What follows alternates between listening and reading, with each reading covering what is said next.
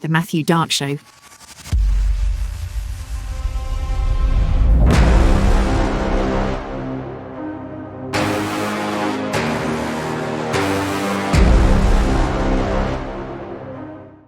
Ladies and gentlemen, praise God and welcome in. Well, let's start with the conflict in Iran. Of course, we're still operating under this Memorandum of Understanding, the MOU signed last week, and it gives 60 days for the parties to come to a peaceful, long-term agreement. One of those, of course, includes no nuclear, no ambitions of nuclear for Iran. That's a staple in the U.S.'s position.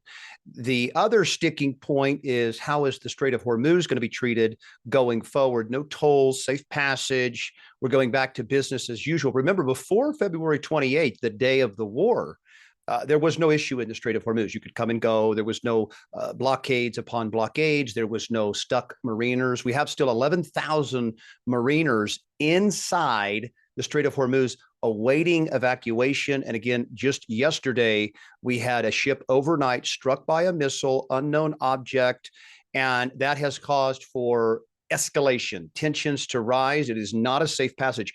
Remember, one of the issues that's going on here is that they don't feel comfortable insuring vehicles to go through the Strait of Hormuz. Too dangerous. It's too much liability for the insurer. And so they're saying, we can't help you until this gets resolved.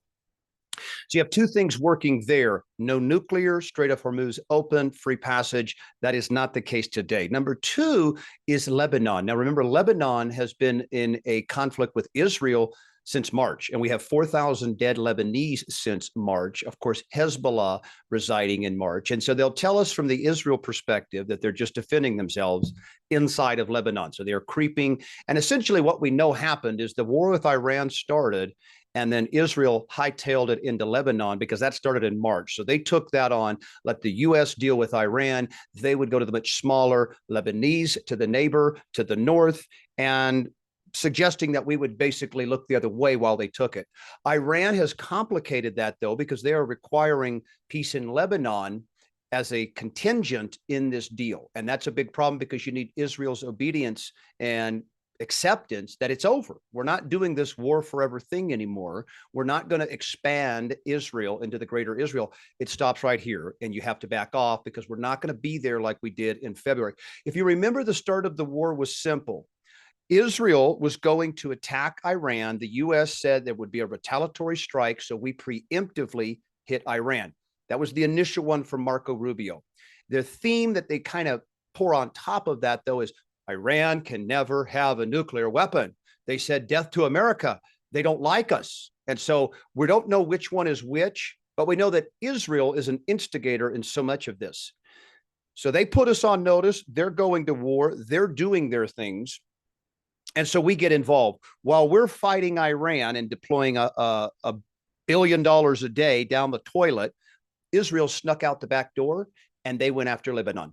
And they want Lebanon, of course, and they've already killed the 4,000. Of course, they've killed Christians. So we have an American Christian population celebrating the death of Christians in Lebanon on behalf of their Jewish friends in Israel. It doesn't make any sense. They don't know what they're supporting. Of course, the average Zionist Christian at home that says, yes, I go to church on Easter and Christmas, and yes, I believe there is a God. That doesn't make them special. And then just standing with Israel, regardless of reality, that's an indictment on you. So Israel, remember, Israel is the Christ-hatingest country in the world.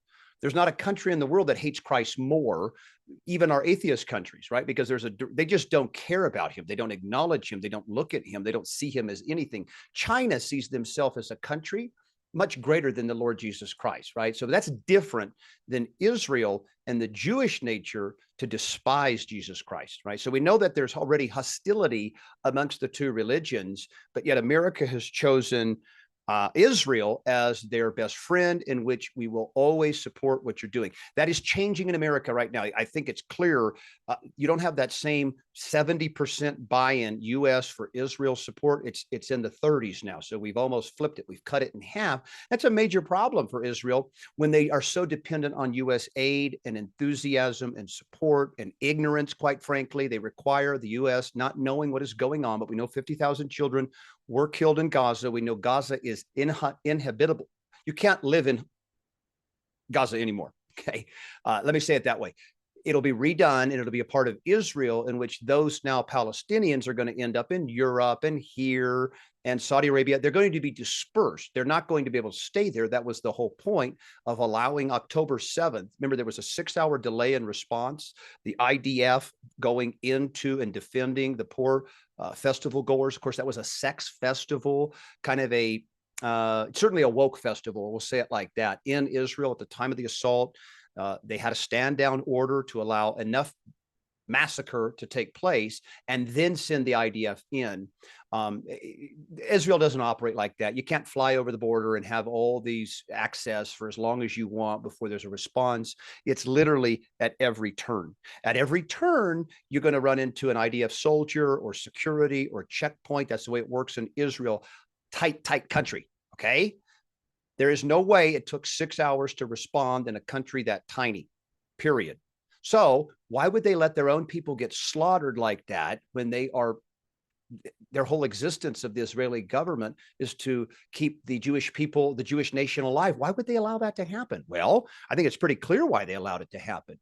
They had to have something justifiable to the world to go in and level Gaza. And they did do that. And for about the first 6 months, I think, of their war, you found U.S. complicity, U.S. support, cheerleading from America saying, yeah, kill every brown child because that one will grow up to be a terrorist too. So it's better to just get rid of them all.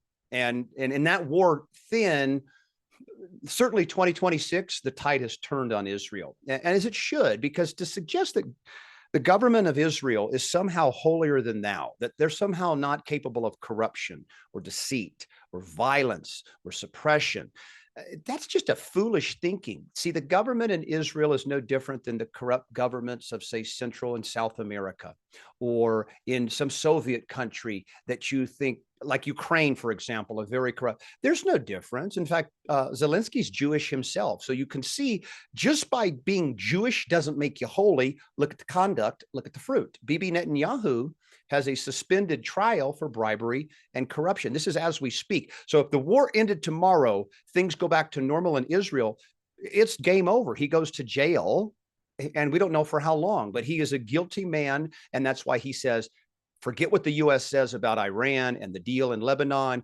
We can't stop fighting, and they'll never stop fighting. And part of the nature of Israel is that everybody's against us. Everybody hates us. And when you walk into every situation thinking, who's out to get me? Watch my back. How good of a time, how good of relations, how good of friendships are you going to actually make? So they have a very warped thinking of themselves, number one.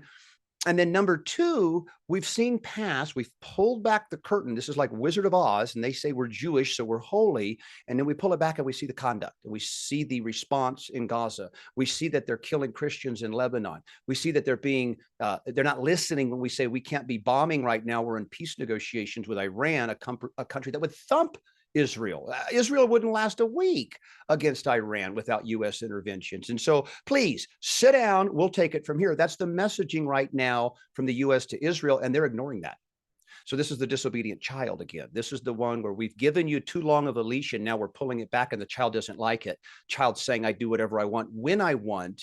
And now that parent is saying, yeah, but we've let you get out of control. That's Israel. So we have to be able to dial that back on them. And if it means, because they're actually going to put the U.S. in a really tough position, because we're going to have to enforce our will on Israel if they can't listen, if they can't stop doing this. If they do, we could begin to make a great alliance with them again from keeping the terms of the deal and the business of Iran and the Middle East and the U.S. intact. We're not partners with Israel. I think they can say they have nothing to offer us. They have no natural resources. They don't have the size of population that we could say, let's transfer our manufacturing to. I mean, it'd be great if we could take all of our iPhones and make them in Israel as cheap as we could in China. It would be great if we could make all the trinkets and things in Israel like we do in Vietnam, but they don't have that kind of labor. They're too small. They're too tiny. They are dependent upon us. Okay, so they require U.S. aid, protection, support. Of course, they have free education in Israel. They have free healthcare in Israel.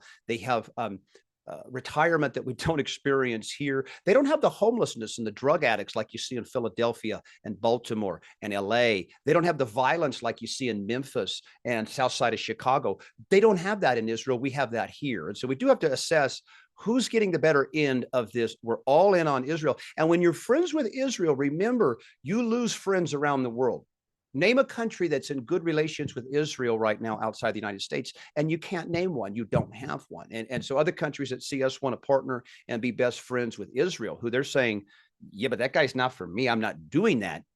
That's where we have a problem. See, we have a problem where it's now going to affect other relationships because the policy should be simple: Christ first, America only. We have no business internationally, but we certainly don't have the business internationally on the behest of another, their shortcomings or the trouble they get into. We certainly can't have any involvement there. We're looking for good business around the world, good commerce around the world, capital flows into the U.S., not to buy our real estate, to grow businesses here, to manufacture here. We're welcome. We're open for business to the world that way, but not in conflict resolution.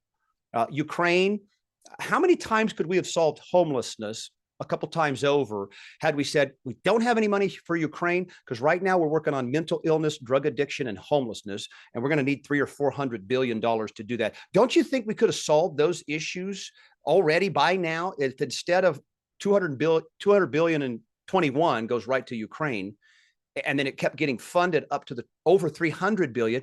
Don't you think we could have solved homelessness or drug addiction or mental hospitals? Couldn't we have built that infrastructure in the United States already in just 4 or 5 years with that same amount of money? I bet you we could. We would have put a lot of people to work and gotten a lot of people off the streets.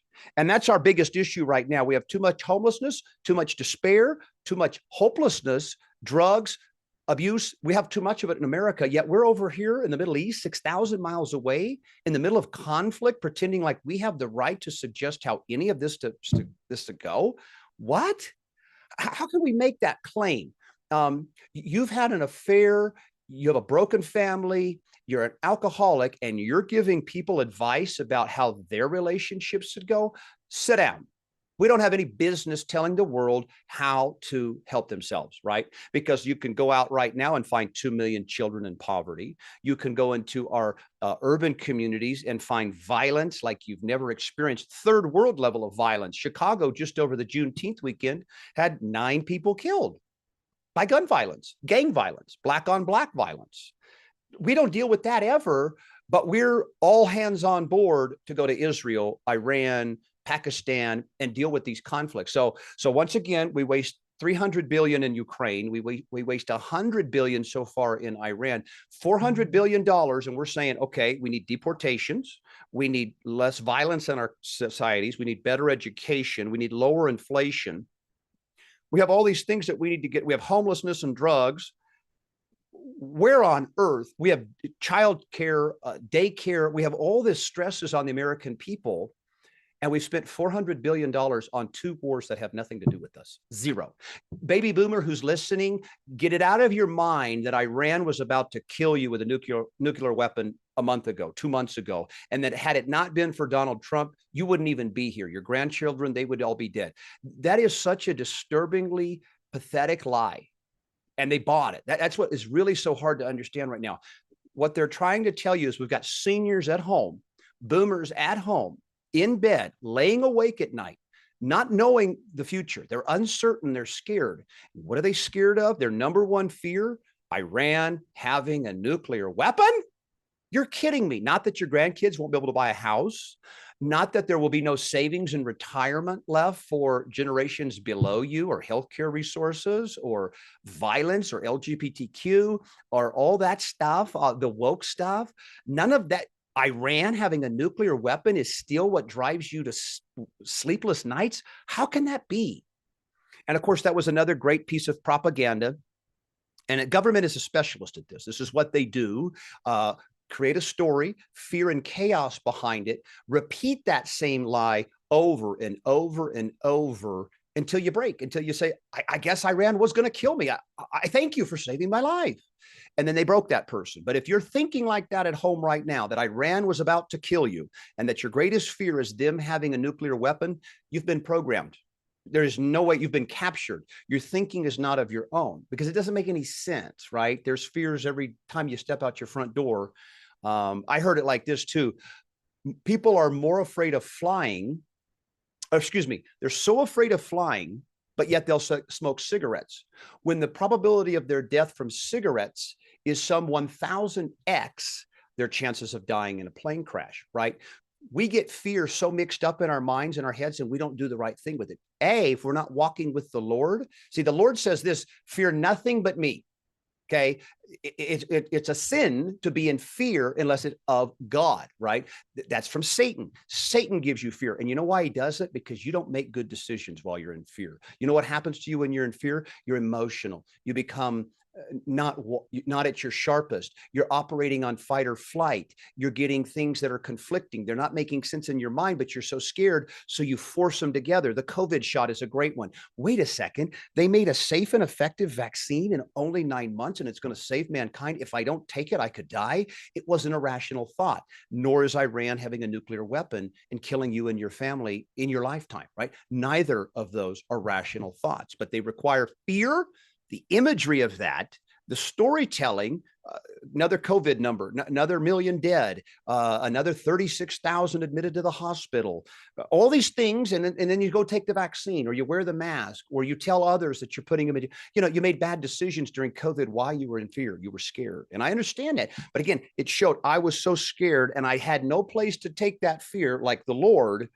that I dealt with it in a very irrational way. Vaccinated 8 times in a year for COVID-19. I'm unvaccinated, of course, and still living and walking. So am I a miracle, or did they sell you snake oil and told you, and it was free, right? Remember, it was free too. So it's free medicine. And then it was life-saving. And then you wonder, well, why isn't chemotherapy like that? Why isn't insulin like that? These are life-saving things that we actually need. We can prove that these could, maybe the disease I have could kill me. COVID deaths were all inside the hospital. Why did they die in the hospital? Well, they gave them remdesivir, a failed drug. They gave them morphine and a ventilator. Do you know how hard it is to come off a ventilator once you've been on that? They know you couldn't come off of that. But they took this little subtle drop in your pulse ox reading and they said, sedate the person. Remdesivir, a failed drug. So they repurpose it under this emergency use access. And we heard a lot of people, caused incredible kidney damage. And then, of course, the ventilator and the morphine, we lost most people. If you were obese, if you were compromised, autoimmune disease, these kind of things, if you were highly inflamed, those people also had negative outcomes with COVID. But they were recommending COVID shots to 6-month-olds, and that's absolutely crazy. And they would say it's no harm or foul, even though pregnant mothers during the Pfizer trials, 19 of the 23 women lost their babies. Those were on the vaccine. So we know it had incredible disrupting endocrinology. It was very disruptive cardiovascular. The CDC, their own literature says the COVID shot can cause myocarditis in teen boys. And it was advertised as safe and effective. Who pays for that? Okay. Who pays for the child that when they took them to their doctor, and still there's a lot of people involved. The mother is involved, the pediatrician involved. So they've all failed this child. But ultimately, when they stood out, and Dr. Fauci told us it was safe and effective, when Rochelle Walensky, CDC, told us it was safe and effective, and they would run all these experts out all the time. And then we have CDC documents, literature, as a warning to patients. So this is not a conspiracy. The CDC, which you obviously trust so much because you trust Dr. Fauci, you trusted the 6 feet, the mask, all of that stuff. They're saying it causes myocarditis in teen boys. Who pays for that? Who restores that boy? Well, of course they don't. It's under emergency use authorization. Plus, then thanks to Ronald Reagan in 1986, all vaccines have this immunity in which we don't care that your 1-month-old died hours after leaving the pediatrician. You're not going to get any money for that. If you do, it'll be in many years from now, and it'll be a fraction of what we've caused on you. It's a shame that we even have to think about a dollar amount on a medicine that is supposed to save a child's life. And really it's about, well, how much are you going to pay me if this hurts my kid? You have to say no to these people. And when they lie to you once, ask more questions. So they lied to you at COVID. That should open the door. Everything is on the table. We have to start approaching government like The Matthew Dark Show, your one-stop show for truth, courage, fellowship, and faith. Available everywhere you get your podcasts.